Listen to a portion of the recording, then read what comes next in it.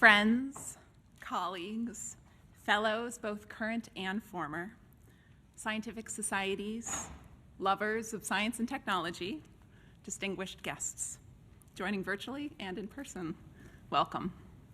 My name is Allison Schweer. I am the Acting Science and Technology Advisor to the Secretary. Today, we are celebrating Science, Technology, and Innovation Fellowships at the Department and the tremendous importance that these fellows have played in incorporating science, technology, and innovation into our day-to-day diplomacy over the last 43 years. The first of our fellowship programs here at the Department was with the American Association for the Advancement of Science, AAAS. Their Science and Technology Policy Fellowships program started placing fellows into the federal government 50 years ago and continues today. What a tremendous accomplishment. I, like so many of you, came into the department through that program. We all had different life experiences, such as dual degrees, masters, PhDs, postdoctoral research, study abroads, international experiences, teaching, professional careers. But all of us at some point arrived at the department because we fundamentally believed in the power of science, technology, and innovation to inform U.S. foreign policy and make a difference.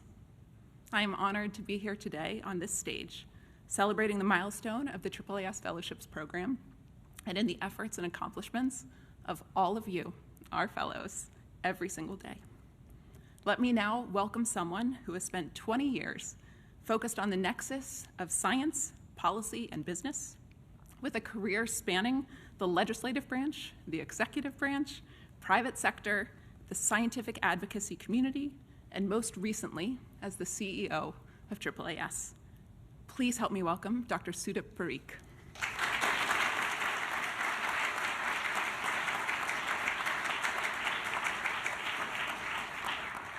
Thank you, Allie, and thank you, Mr. Secretary. I'm honored that you would host this gathering, this grand event to mark this critical milestone in bringing science to policy. You've given some of the numbers. Look around. We're making history today. We're at the AAAS is 175 years old next month. The Science and Technology Policy Fellowship is 50 years old, and frankly, it's just getting started. It's just getting started. The program launched in 1973 and was a collaboration with the American Physical Society, the Institute of Electrical and Electronics Engineers, and the American Society of Mechanical Engineers.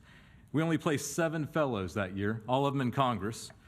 All of them in Congress that first year. Today we place about 300 fellows in all 3 branches of government, which is extraordinary, absolutely extraordinary. But the State Department was the first of the executive branch agencies to recognize this need for science in policymaking.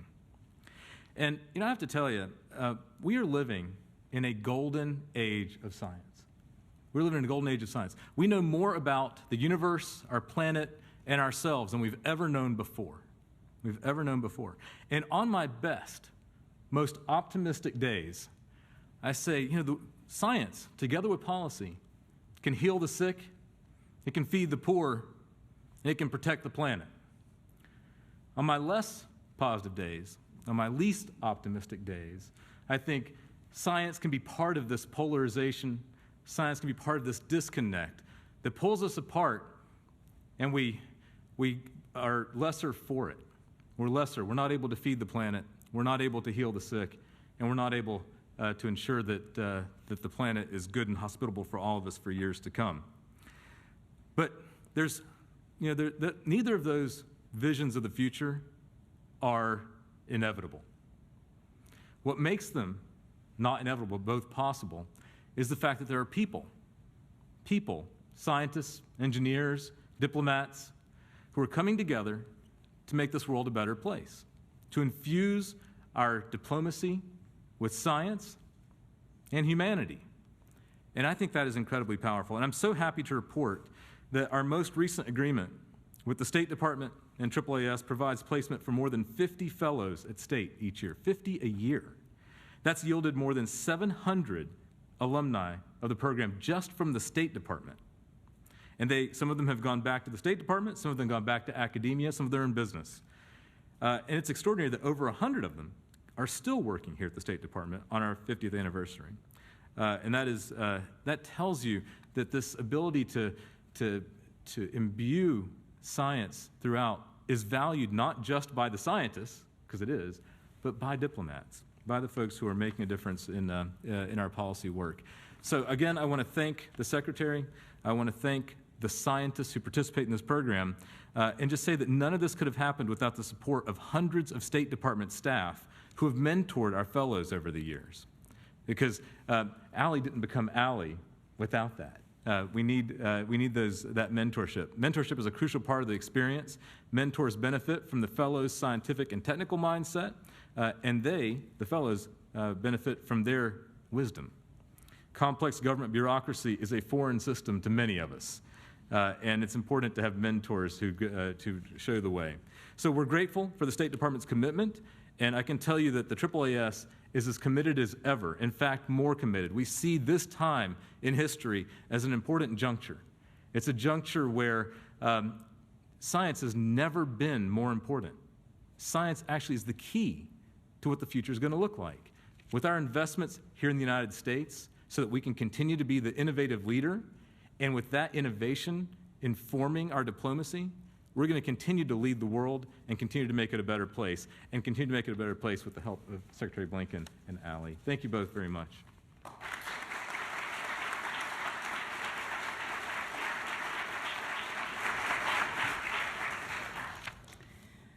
So it's incredible to think the first cohort of AAAS fellows who came to the department in 1980 were 3 women. And since then, 700, as Sudip said, have come through the State Department, and more than 150 are actually still here employed at the State Department. But since 2000, the department has also launched 4 additional fellowship programs that continue to bring STEM expertise into our fold, and they are also celebrating significant milestones this year. Today, we're celebrating 20 years with the Jefferson Science Fellowship Program, facilitated by the National Academies of Sciences, Engineering, and Medicine. 20 years of fellows with the Institute of Electrical and Electronics Engineers. 22 years of fellows with the American Institute of Physics, and our most recent program with the American Society of Mechanical Engineers, which was just launched last year, and will have our inaugural fellow this year. All of the fellows over these 5 programs have helped ensure that science enliven American statecraft. Those words were spoken by Secretary Colin Powell when he launched the Jefferson Science Fellowship Program. And I know that today, our secretary feels exactly the same. So without further ado, please help me welcome the 71st Secretary of State, Secretary Antony Blinken.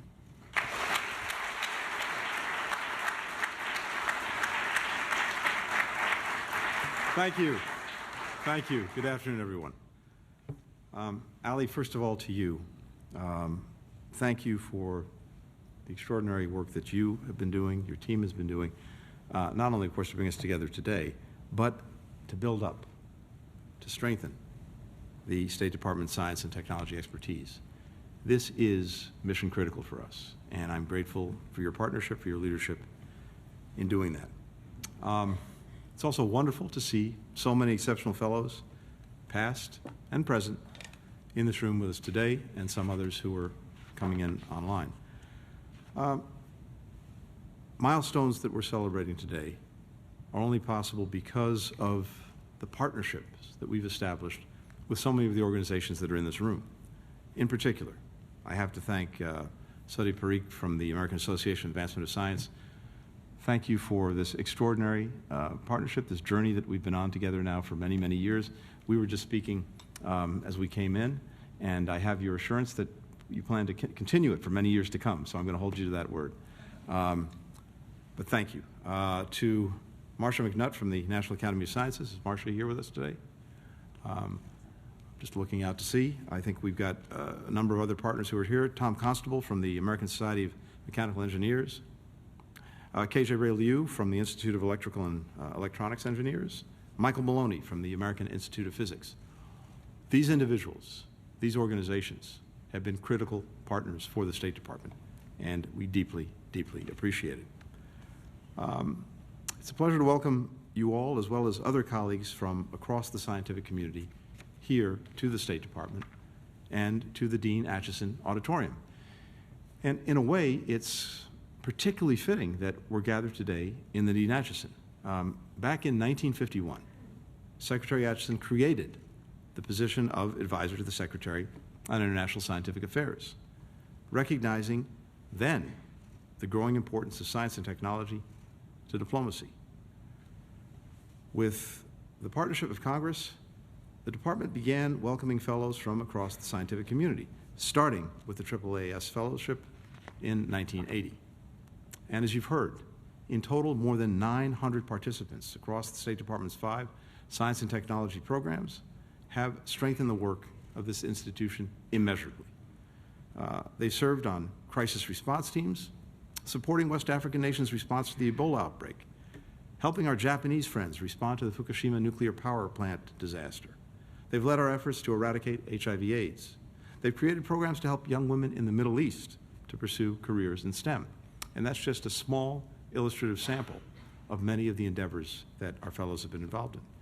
Today, we have fellows working on everything from internet freedom and emerging technologies to health security and global supply chains, to boosting energy security and combating wildlife trafficking. The imperative that Secretary Acheson felt so many years ago has only become more urgent and more consequential. We are living through a time when technology is changing nearly every aspect of how we live, how we work, how we compete. From new and evolving biotechnology tools altering the building blocks of life, to artificial intelligence changing the production of knowledge. When I was here during the Obama administration, I've now been doing this for about 30 years. At that time, over at the White House on the National Security Council staff, in that windowless situation room, in meeting after meeting, something that really jumped out at me was the need to have scientists and technologists around that table, literally and figuratively. It was increasingly evident that so many of the things that we were working on had somewhere in the answer we were seeking a science and technology component. But the problem is, so many of us who are doing these jobs are not actually brought up in the sciences. And so we need people to be partners with us in guiding us and shaping the policies that we pursue. It got to the point where I really felt, this will tell you a little bit about my, the strength of my scientific and technological foundation, that I needed scientists and technologists in the room just to tell me whether I needed scientists and technologists in the room. So we're looking at an incredibly complex multiplicity of problems, more so than any time. Food insecurity, the climate crisis, infectious disease, all with solutions or part of their solutions grounded in technology, grounded in innovation, grounded in science. And of course, all of these challenges span across borders, which is why we have to work with partners around the world if we're going to get at a durable, sustainable solution. Back then, when I had a couple of years here at the State Department, we started to act on that and to try to bring us into an even stronger position to engage on science and technology. We opened our first permanent presence in Silicon Valley. We didn't have an office there. We did. We started partnerships with some of our great leading science and technology universities like Stanford to help us work through problem sets that we had before all of our different bureaus. And we engaged many of the foundations looking at discrete problems and how we might be able to bring science and technology together with foreign policy to solve them. When I had a chance to come back here, I pledged to deploy the full power of our diplomacy to secure our country's leadership, including in science and technology. And for me, that began with modernizing this institution to make it fit for purpose for that challenge. Just last year, we launched the Cyberspace and Digital Policy Bureau to try to make sure that the United States continues to play a leading role in shaping the digital revolution that is happening around us, to ensure that it upholds our basic values and our basic interests. Earlier this year, we established an envoy's office focused on critical and emerging technologies. Just last week, I launched our new Bureau for Global Health Security and Diplomacy, which will apply the power of American diplomacy to bringing the world together to prevent and, if necessary, prepare for and respond to the next health emergency. We're leading on maximizing the potential of artificial intelligence to help solve some of the world's biggest challenges, from curing cancer to countering the effects of climate change, while also, of course, minimizing its risks. Just over the past year, we've set out a blueprint for an AI Bill of Rights with principles for how automated systems are designed and used. We developed an AI risk management framework to help improve user protections. And last month, as I know you all know, President Biden announced a set of commitments from leading companies focused on mitigating the near-term risks posed by AI while continuing to foster innovation. Having that now in place, this series of commitments, this department is moving out to try to socialize them internationally, to bring countries together around best practices, around rules of the road for AI. And I think you'll see in the weeks and months ahead a very engaged effort by the State Department, by the United States, to try to shape the international environment when it comes to the use of artificial intelligence. We're also increasing opportunities for folks here at the department, both foreign and civil service, to get training on science and technology issues. We're offering new courses at our Foreign Service Institute on topics like climate diplomacy, cyber and digital policy, so that our diplomats can lead on science-related issues. It's vital that this program, these fellowships, continue. At the same time, and these things that complement each other powerfully, I want to make sure that we're building as much homegrown talent as we possibly can. And that starts with showing the value that we place on science and technology in the work that we're doing. And that's manifested by the work that we're doing both to organize ourselves and to make sure that people have opportunities to get the training that they need so that they can become genuinely expert in these disciplines. We're also supporting researchers and innovators around the world. Some of you may have had some involvement with our Tech Women program, which is just one example, but it's one that I particularly love. It's an international exchange program through which we paired hundreds of entrepreneurs, young entrepreneurs from across Africa, South and Central Asia, the Middle East, with their counterparts in the United States in the tech community. And I've seen this firsthand. I've talked to many of the participants or alumni from Tech Women, and you can see the extraordinarily powerful impact that it has on helping women build these careers, build their knowledge, create stronger networks.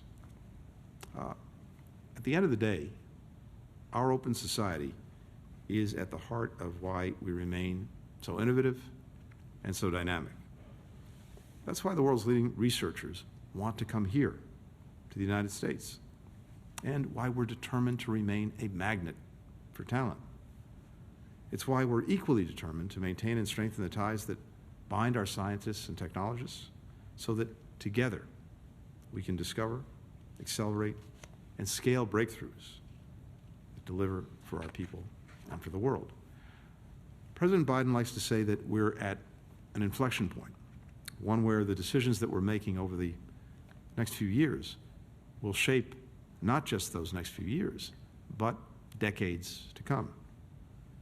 And that is certainly true, maybe no more true than for science and technology. So fellowships like the ones that we're celebrating today are not only a vital part of our past as we celebrate the trajectory we've been on in the long history, they're not only a part of our present, as so many of you in this room are, they're critical to our future. So if I can leave you with one ask today, precisely because this is so important to our future, it's this: please continue to partner with us. To our partners across the scientific community, to our alumni fellows, please continue sharing fellowship opportunities with your own networks, particularly with diverse talent from your communities. To our current fellows, whether you continue in government or choose to take your skills to our nation's labs, companies, or classrooms, stay connected to the department. There's nothing that we want more. Stay connected to the colleagues that you've met here. We need your help to keep growing our partnerships with the private sector and with civil society. And we need your good ideas, your innovation, your expertise, so that we can help solving big challenges, so that we can continue our work of trying to build a world that's a little bit safer, a little bit more secure, a little bit more prosperous, a little bit more full of opportunity for our own fellow citizens here in the United States and for people everywhere. Thank you, thank you, thank you for your service, for your partnership, and I'm looking forward to seeing the extraordinary things that you'll all continue to do, some of you here at the department or wherever you go from here. Thank you so much. Ali, back to you.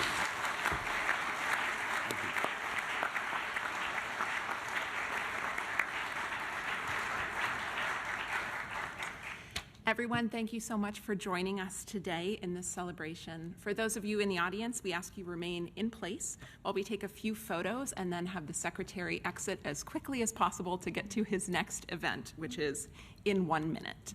So we will convene for a reception in the Delegates Lounge afterwards. Fellows, for those of you not seated in the center, please move over right now. We're going to come into those 3 seats, all stand up and take photo. Thank you.